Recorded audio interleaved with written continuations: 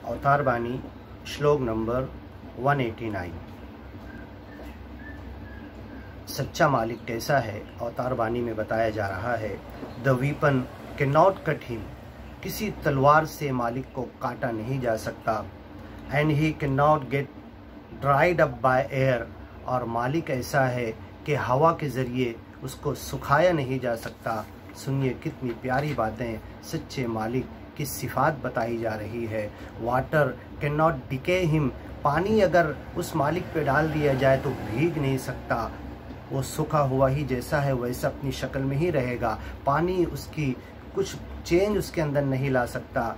He can not be consumed by fire, और मालिक ऐसा है निराकार सच्चा, इस दुनिया का पालनहार ऐसा है कि वो आग के ज़रिए जलाया नहीं जा सकता।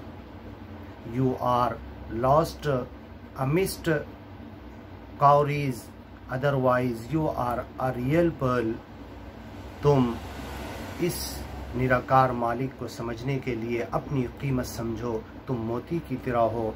The formless one is your true abode, और जो सच्चा मालिक निराकार है तुम्हें मरकर उसी की तरफ जाना है। कुरान कहता है व इलल्लाहि तुरजऊन, तुम सच्चे मालिक की तरफ लौट कर जाने वाले हो।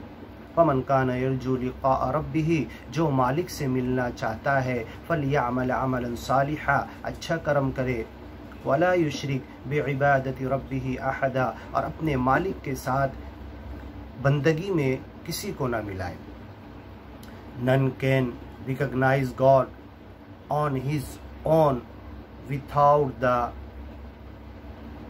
परफेक्ट ट्रू मास्टर, और जब तक के रसूल, नबी, पैगंबर इस दुनिया में उस मालिक का तारुफ, परिचय नहीं कराते हैं, ज्ञान नहीं देते हैं, किसी इंसान को उस मालिक की हकीकत समझ में नहीं आती। हालांकि वो करीब वाला है, मौजूद है, सुन रहा है, देख रहा है, पल पल हमें ज़िंदगी दिए हुए है, सब कुछ हमारा पूरा कर रहा, लेकिन इंसान उसको पहचानता नहीं। जब नबी, रसूल, पैगंबर और सच्चे ज्ञान देने वाले इंसान उसे मिल जाते हैं तो ये इंसान सच्चे मालिक को पहचान लेता है।